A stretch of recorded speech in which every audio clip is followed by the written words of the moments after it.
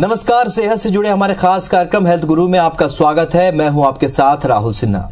बदलती लाइफस्टाइल से दिल के मरीजों की संख्या में इजाफा हुआ है। सिर्फ उम्रदराज लोग ही नहीं, अब नौजवान भी दिल की बीमारी के शिकार हो गए। दुनिया भर में हर साल करोड़ों लोग हार्ट अटैक की वजह से जीवन हार जाते हैं। इनमें से ज्यादातर लोगों को मालूम ही नहीं होता कि उनकी जीवन शैली ही उनके दिल के लिए जोखिम पैदा कर रही है। दिल का ख्याल रखना बहुत जरूरी है, क्योंकि जब दिल स्वस्थ रहेगा तभी आप स्वस्थ रह सकेंगे। तो चलिए कार्यक्रम की शुरुआत करते हैं।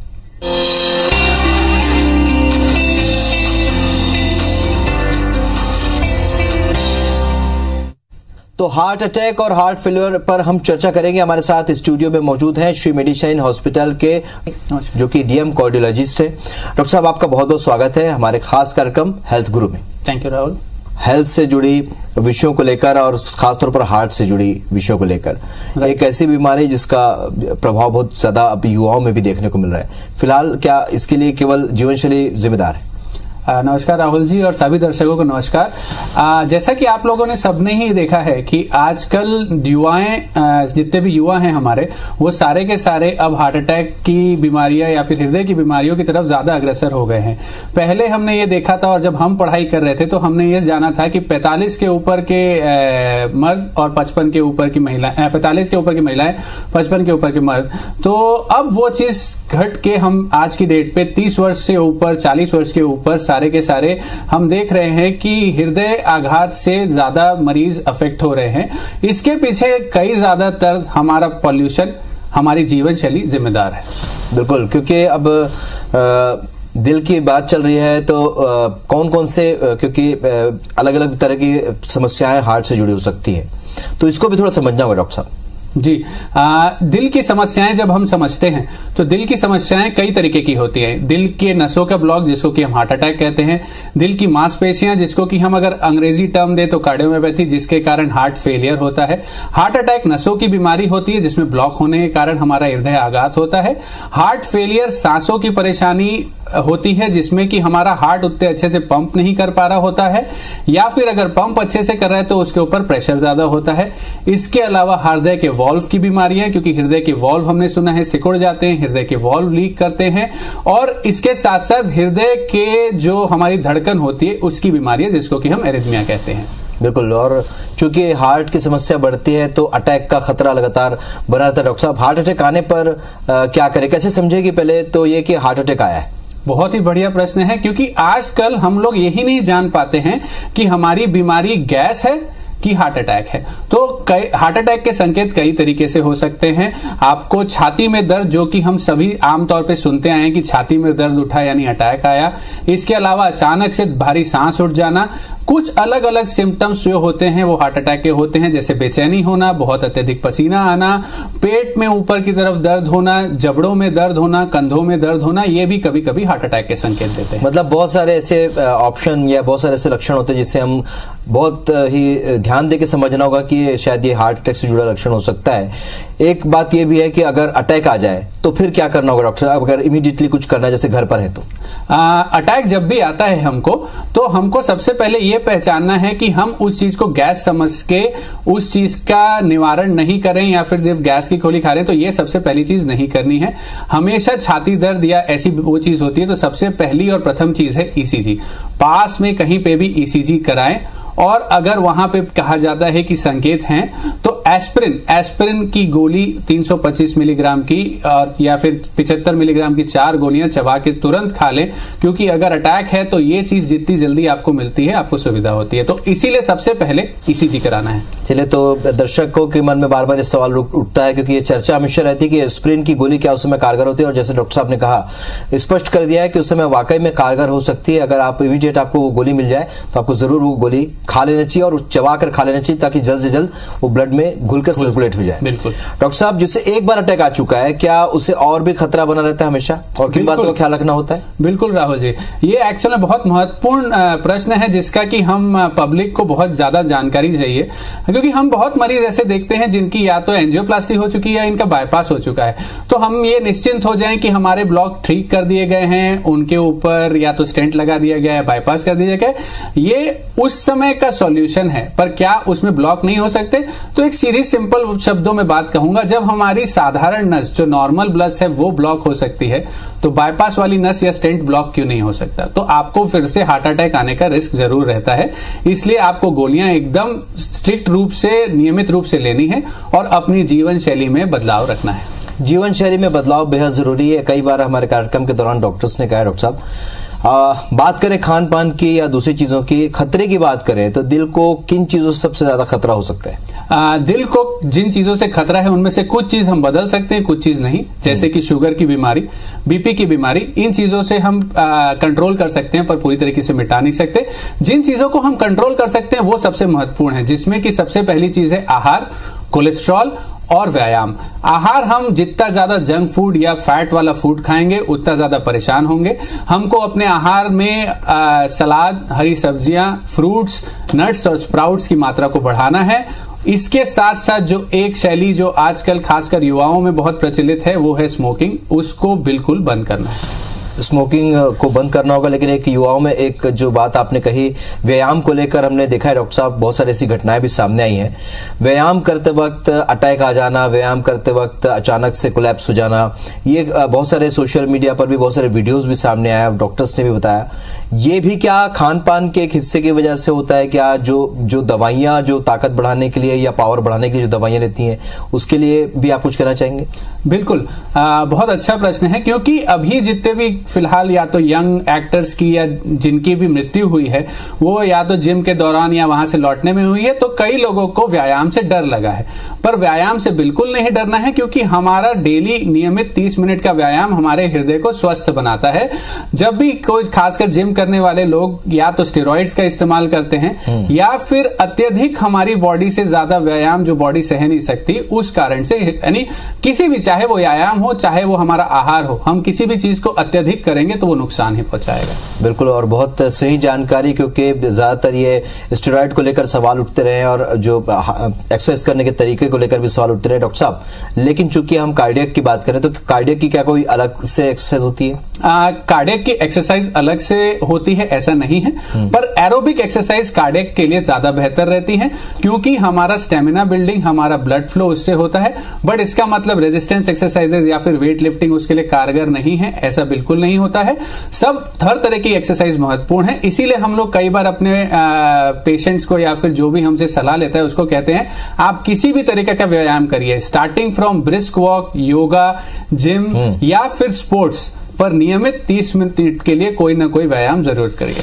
बिल्कुल, और बीते कुछ सालों में हमने देखा है डॉक्टर साहब, हमारे देश जो दुनिया के ऐसे अग्रणी देशों में जहां पर डायबिटीज के पेशेंट्स बहुत ज्यादा हैं। डायबिटीज कितना हानिकारक हो सकता है जो हार्ट पेशेंट होता है, और उसमें हार्ट अटैक और हार्ट फेलियर को लेकर कितना खतरा और भूमिका उसकी कितनी बड़ी होती है डायबिटीज की? डायबिटीज को हम लोग मीठा जहर भी कहते हैं आम शब्दों में। मीठा जहर क्यों कहते हैं? क्योंकि डायबिटीज हम जितना कंट्रोल रखेंगे उतना ज्यादा हमारे लिए बेहतर है, क्योंकि डायबिटीज कंट्रोल के बावजूद भी हमारे अंगों के ऊपर नुकसान पहुंचाता है। इसीलिए उसको स्लो पॉइजन या मीठा जहर के नाम से प्रचलित कर दिया गया है। और अभी देखेंगे तो हम डायबिटीज कैपिटल बनने की तरफ हैं ऑलरेडी वर्ल्ड में, तो डायबिटीज को आपको कंट्रोल रखना है। बिल्कुल, कई लोग डॉक्टर साहब, चूंकि अब ऑपरेशन की अगर बात करें तो कई लोग सजेस्ट करते हैं कि ऑपरेशन कराना चाहिए, कई लोग बोलते हैं कि बिना ऑपरेशन के भी इसे हैंडल किया जा सकता है। इस चीज को समझे थोड़ा। ये बहुत ही इंपॉर्टेंट प्रश्न है, क्योंकि वो मरीज जिसको असल में ऑपरेशन की जरूरत है वो ना कराए, वो सलाह, और जिसको नहीं जरूरत है उसको कराने की सलाह, दोनों ही हानिकारक हो सकती है। क्योंकि हमारा शरीर जिस स्थिति में बना है वो सबसे बेहतर रूप में बना है, पर अगर हमारे ब्लॉक 70% से ज्यादा हैं तो उसमें हमको हमेशा किसी न किसी तरीके का ऑपरेशन लगता है। 70 से 80% एक इंटरमीडिएट जिसे बोलते हैं मध्यम वर्ग का होता है, उसके लिए कई बार हमको एक्स्ट्रा जांचें करनी पड़ती हैं। लेकिन 50-60% के ब्लॉक्स में अगर वो मेन लेफ्ट में न रही और बाकी नसें रही तो यूजुअली ऑपरेशन की जरूरत नहीं पड़ती है और गोली दवाओं से हम। लेकिन एक चीज हमको ये जरूर जानना है, खासकर हम सारी पब्लिक को, कि गोली दवा लेने से ब्लॉक खत्म नहीं होते। चलिए, तो बहुत अहम बात यहाँ पर डॉक्टर साहब ने कही है कि ऑपरेशन किन परिस्थितियों में जरूरी है और किन परिस्थितियों में नहीं, और कैसे उसे हैंडल किया जा सकता है, और कैसे उसे ऑपरेट करने की जरूरत जब महसूस होती है तो किस तरीके से ऑपरेशन किया जा सकता है और कौन कौन से किया जा सकता है। डॉक्टर साहब, अब इसकी बारी जानने की कि दिल में अगर ऑपरेशन की स्थिति बन जाती है तो कैसे और किस ऑपरेशन की ओर जाना होगा और कौन सी परिस्थिति में ऑपरेशन कराना जरूरी है? हाँ, इस चीज को मैं खासकर अपनी आम जनता के लिए थोड़ा सा डिटेल में बताना चाहूंगा। जैसे कि हमारे पास अलग अलग परेशानियां होती हैं, खासकर बचपने से लेकर बड़े होते तक। सबसे पहली परेशानी जो बचपन में देखी गई है वो है दिल के छेद। तो दिल के छेदों के लिए या तो ओपन हार्ट सर्जरी, जो कि पहले से प्रचलित है, पर आजकल जैसे कि हमारे हॉस्पिटल श्री मेडिसिन में भी ये सुविधा है कि हम कुछ दिल के छेद हमारे ट्यूब एंडोस्कोपी इको के द्वारा जब पहचान लेते हैं कि उनको डिवाइस के द्वारा, मतलब एक बटन के द्वारा मात्र बिना छाती खोले भी बंद किया जा सकता है। तो ये हुआ दिल के छेदों के बारे में। इसके अलावा आती है हार्ट की नसों की बारी। हार्ट की नसों में जब ब्लॉक बनते हैं तो या हम एंजियोप्लास्टी करते हैं, जो कोई स्टेंट लगाना होता है, या फिर ओपन हार्ट सर्जरी, जिसके लिए ओपन हार्ट सर्जरी की जरूरत होती है अगर ब्लॉक्स बहुत ज्यादा हैं या हमारी नसें में बहुत अत्यधिक स्टेंट लग रहे हों या लग नहीं सकते। तो ये हुआ हार्ट ब्लॉक के बारे में। इसके अलावा जो मैं धड़कनों की बात कर रहा था, अगर हमारी धड़कन कमजोर हो जाती है तो पेस मेकर्स लगाए जाते हैं। अगर हमारे दिल का पंपिंग फंक्शन कमजोर होता है तो उस केस में स्पेशल पेस मेकर्स रहते हैं, जो कि सीआरटी यानी कार्डियक रीसिंक्रोनाइजेशन थेरेपी, मतलब आपका दाहिना तरफ का हृदय और बाएं तरफ का हृदय इकट्ठा चलेगा, और आईसीडी जो कि शॉक वाला पेसमेकर होता है, क्योंकि जब हमारा हृदय कमजोर होता है तो हमारे हृदय की गति और हृदय बंद होने के चांसेस ज्यादा होते हैं। चलिए, ऑपरेशन को लेकर किन परिस्थितियों में ऑपरेशन करना होगा और कहां क्या कुछ ऑपरेशन की जरूरत पड़ सकती है, इस पर हम विस्तार से चर्चा कर रहे हैं। डॉक्टर साहब, ब्रेक में जाने से पहले आप सारी चीजों को बता चुके हैं कि कौन कौन से ऑपरेशन हो सकते हैं, लेकिन अब सवाल ये उठता है कि हम जहां रहते हैं छत्तीसगढ़ में, क्या वहां पर ये सुविधाएं उपलब्ध है? क्या श्री मेडिसिन हॉस्पिटल में तमाम सुविधाएं उपलब्ध है? बिल्कुल। हमको सबसे पहले जब भी हार्ट ऑपरेशन की जरूरत पड़ती है तो हमको यह जानना जरूरी है कि कुछ ऑपरेशन इमरजेंसी होते हैं, और इमरजेंसी ऑपरेशन जैसे जब आपको अटैक आया हुआ है तो हम जितना जल्दी, गोल्डन आवर जो 6 घंटे का रहता है ताकि हमारी मांसपेशी न मरे, उसमें हम जितना जल्दी एंजियोप्लास्टी या उसका रिवैस्कुलराइजेशन करते हैं तो हमारा सबसे ज्यादा फायदा होता है। श्री मेडिसिन हॉस्पिटल में आपको उस तरीके की सारी सुविधाएं मिलती हैं। एंजियोप्लास्टी वो भी कॉम्प्लेक्स से कॉम्प्लेक्स, जिसमें कि हमको इंट्रावास्कुलर अल्ट्रासाउंड, या फिर अगर हाईली कैल्शियम का जैसे कि रोटा एब्लेशन हुआ, या फिर आपको बाईपास की सुविधा, सारी सुविधाएं आपको वहां मौजूद मिलती हैं। तो श्री मेडिसिन में तमाम तरह के ऑपरेशन और तमाम तरह की सुविधाएं अब मिल सकती हैं, क्योंकि छत्तीसगढ़ से किसी को बाहर जाने की जरूरत नहीं पड़ी। अगर देखा जाए डॉक्टर साहब, अगर विश्वास एक हो तो जरूर छत्तीसगढ़ में भी तमाम सुविधाएं और तमाम तरह की फैसिलिटी यहाँ पर मिल सकती है। डॉक्टर साहब, चूंकि हम हार्ट की बात कर रहे हैं, बहुत सारी बीमारियां हमने देखा है कि आनुवंशिक तौर पर भी होती हैं, तो क्या दिल की बीमारी भी आनुवंशिक तौर पर भी हो सकती है क्या? और अगर है, किसी को ये फैमिली हिस्ट्री में है, तो उसे किस तरीके से और किस एज ग्रुप में जाके चेकअप कराना होगा? बिल्कुल हो सकती है। फैमिली हिस्ट्री एक बहुत ही ज्यादा बड़ा रिस्क फैक्टर है। अगर आपकी फैमिली में किसी को यंग एज में हार्ट अटैक हुआ है या हार्ट की बीमारी हुई है तो उस चीज का तो आपको एटलीस्ट 30 की एज से आपको चेकअप कराना चालू कर देना चाहिए। और जैसा कि आप लोगों ने देखा है कि अभी फिलहाल खास करके इस कोविड पैंडेमिक के बाद चूंकि यंग पेशेंट्स के हार्ट अटैक बढ़े हैं, तो एटलीस्ट 40 के बाद अपना ईयरली लिपिड प्रोफाइल का टेस्ट कराना चालू कर दें और at least once a year ECG echo की जांच जरूर करें। बिल्कुल डॉक्टर साहब, आपने बता तो दिया कि जांच की जरूरत होती है, लेकिन अब ये भी समझ लेते हैं कि जो जांच है वो कौन कौन सी जांच है और कहां कहां करानी होगी। क्या श्री मेडिसिन हॉस्पिटल में भी ये जांच, तमाम तरह की जांच हो जाती है? बिल्कुल, आपको सारी की सारी जांचें श्री मेडिसिन हॉस्पिटल में अवेलेबल हैं। हाँ, आप जटिल से जटिल जांच ले लें, जैसे कि आप टीएमटी ले लें, जो कि कई बार हमको एकदम से मुलाकात नहीं मिल पाता, या फिर एंजियोग्राफी या कॉम्प्लेक्स एंजियोप्लास्टी की प्रोसीजर्स ले लें, और हर तरीके के ब्लड टेस्ट जो कि जिसे बोलते हैं कई बार बॉम्बे जाने रहते हैं, वैसी की सुविधाएं भी मेडिसिन हॉस्पिटल में उपलब्ध हैं। तो चलिए, अब सब तरह की सुविधाएं, सब तरह की जांच यहाँ पर छत्तीसगढ़ में उपलब्ध है, लेकिन हम चर्चा लगातार जारी है कि हमको ये समझना होगा कि अर्ली एज में भी अब हार्ट की समस्या बढ़ रही है। ऐसे में डॉक्टर साहब से एक मेरा सवाल है, डॉक्टर साहब आपसे, कि गैजेट्स के इस्तेमाल से क्या वास्तव में हार्ट की समस्या बढ़ी है, और यूथ में आखिर क्या वजह है कि इतनी समस्या इन दिनों बढ़ गई है? रेडिएशन से हमेशा ही थोड़ा सा रिस्क रहा है नसों में ब्लॉक्स या फिर नसों के सिकुड़ने का। तो हाँ, रेडिएशन से कुछ हद तक हमारा हार्ट अटैक का प्रॉब्लम होता है। गैजेट्स और इन सब से जो रेडिएशन से ज्यादा प्रॉब्लम हुआ है वो है स्ट्रेस लेवल का, और स्ट्रेस लेवल ने आजकल जितना हार्ट अटैक बढ़ाया है वो हम लोग आजकल नोटिस कर रहे हैं, जो कि पहले भी एक स्ट्रेस बहुत इंपॉर्टेंट फैक्टर था हार्ट अटैक के या हार्ट की बीमारियों को लेके, खासकर स्ट्रेस कार्डियोमायोपैथी अभी भी आजकल बहुत ज्यादा प्रचलित है। तो ये स्ट्रेस, स्मोकिंग और हमारी जो फूड हैबिट्स हैं, इन्होंने युवाओं को काफी परेशान किया है। कुल मिलाकर जीवन शैली, आपका खान पान एक बहुत बड़ी वजह होती जा रही है। अब चूंकि अर्ली एज में भी अब हार्ट की समस्या देखने को मिल रही है। डॉक्टर साहब, अगर कैटेगरी में बांटें, जो अर्ली एज के जो हार्ट पेशेंट होते हैं, वो पता तो नहीं चलता कि त्वरित तौर पर कि वो हार्ट पेशेंट हो सकते हैं, लेकिन जो ओल्ड एज हैं, इनमें क्या फर्क होता है? कितने % चांसेस होते हैं इनकी रिकवरी के? हमेशा जितना जल्दी हम इस चीज को डायग्नोस करें, रिकवरी के चांसेस उतने हाई होते हैं। हमने ये देखा है कि जो समय से, जैसे अगर मैं हार्ट अटैक की बात करूं एग्जांपल के रूप में, तो जितना सही समय में, जो कि हम गोल्डन आवर रहते हैं, उसमें अगर मरीज को एंजियोप्लास्टी या फिर दवाओं से, जिसको हम थ्रोम्बोलिसिस, बाहर पे जहां एंजियोप्लास्टी की सुविधा नहीं है वो मिलता है, उसमें हमने देखा है कि जो हार्ट कमजोर होता है वो वापिस आ जाता है। तो समय बहुत इंपॉर्टेंट है। इसीलिए अब छत्तीसगढ़ की जनता के पास हर जगह पे, कहने का मतलब रायपुर में खासकर जैसे हम मेडिशाइन हॉस्पिटल में हैं, सुविधाएं उपलब्ध हैं, तो उस सुविधाओं का उपयोग करें और अपने सेहत पे ज्यादा ध्यान दें। वैसे तो हम लाइफस्टाइल की बात कर चुके हैं डॉक्टर साहब, लेकिन इसमें आजकल यूथ के साथ एक बहुत बड़ी समस्या है।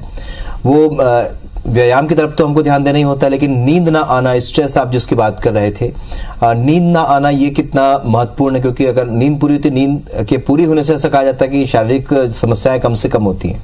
बिल्कुल सही राहुल जी, आपने एक बहुत ही अच्छी बात कही। क्योंकि नींद नहीं आने की परेशानी या फिर हमारा रूटीन में रात में ज्यादा जागना, क्योंकि हमारी एक स्लीप साइकिल होती है। स्लीप साइकिल में जो हमारे हार्मोन्स अंदर पे हैं, जो कैटेकोलामिन्स जिसको हम बोलते हैं, एड्रेनालिन, वो संपूर्ण रूप से अपनी साइकिल से बनते हैं और कभी कभी इनका हाई होना भी हार्ट अटैक का कारण बनता है। इसीलिए संपूर्ण नींद, खासकर 7 से 8 घंटे की नींद कंप्लीट करना और स्ट्रेस लेवल को मिनिमल रखना हमारे लिए बेहद जरूरी है।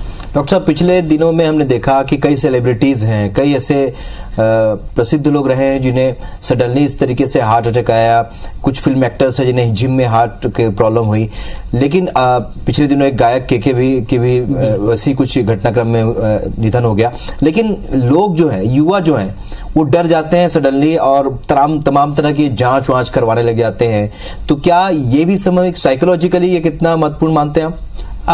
इसको मैं कहूंगा कि खासकर सभी देशों में, पर हमारे यहाँ जनता डर पे ज्यादा काम करती है।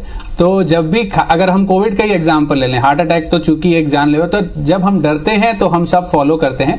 पर इस चीज को अगर हम नियमित रूप में फॉलो करें, जैसे कि अगर मैं एग्जांपल दूं, किसी का कोलेस्ट्रॉल बढ़ा है, तो कोलेस्ट्रॉल घटाने के लिए हम सारी चीजें करेंगे, व्यायाम करेंगे, अपना आहार चेंज करेंगे, लेकिन जैसे ही हम रिपोर्ट देखते हैं कोलेस्ट्रॉल नॉर्मल की, हम वापस पुराने ढर्रे पे चले जाते हैं। तो इस चीजों को जब हम नियमित रूप से करेंगे तो हमारा ये स्ट्रेस लेवल कभी आएगा ही नहीं, बिकॉज हम उस चीज को फॉलो कर रहे हैं। सो इसीलिए बहुत जरूरी है हमारी दिनचर्या में वो चीजों को लाना। बिल्कुल, जिस तरीके से हम सारी प्रक्रियाओं का ध्यान रखते हैं, दिन भर की जो प्रक्रियाएं हैं उनमें एक, अगर व्यायाम के लिए 1 घंटे का वक्त अगर युवा निकाल लें, परिवार के सदस्य निकाल लें, तो जरूर योगा और व्यायाम के लिए तो इसका बहुत बड़ा असर लाइफ स्टाइल पर पड़ सकता है। डॉक्टर साहब, चूंकि अब हम हॉस्पिटल की बात कर रहे हैं, यहाँ पर मिलने वाली तमाम तरह की चिकित्सीय सुविधाओं की बात कर रहे हैं, एक्सपीरियंस डॉक्टर या हॉस्पिटल देखकर क्या ये भी जरूरी ध्यान रखना कि किस जगह पर आपको अपने हार्ट का इलाज कराना है? बिल्कुल जरूरी है, क्योंकि अगर आपको अटैक है और वहां पे एंजियोप्लास्टी की सुविधा है, तो आप हमेशा उस मसल, जैसे मैंने कहा कि टाइम इज मसल, तो उसमें आपको वो फायदा जरूर मिलता है। जितना एक्सपीरियंस डॉक्टर या फिर 24/7 डॉक्टर की आपकी अवेलेबिलिटी रहती है, तो आप चीजों को जल्दी पकड़ पाते हैं। सबसे पहली चीज किसी भी इलाज के लिए जरूरी है डायग्नोसिस। अगर आपकी डायग्नोसिस बनी तो आपका इलाज हुआ।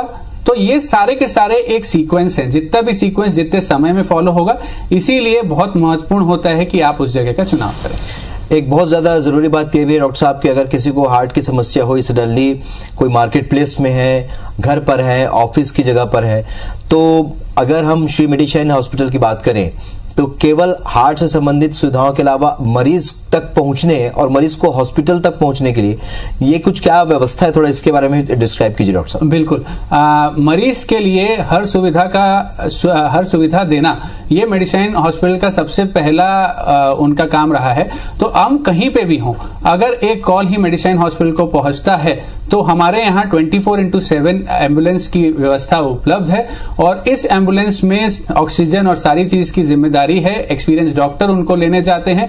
तो इसीलिए उस चीज को कभी भी नहीं घबराना है कि अगर हमारे पास साधन नहीं है, आप जरूर संपर्क करें, आपको सुविधा उसी समय उपलब्ध होगी। आपकी टीम की भी बात करें डॉक्टर साहब, आपकी टीम में फिलहाल जो डॉक्टर्स हैं वो कितने फ्रूटफुल हैं और किस तरीके से वो एक्शन लेते हैं, किस तरीके से तमाम जो मरीज को कितने सीरियसली लेकर फिर बाकी इलाज ट्रीटमेंट की ओर बढ़ते हैं?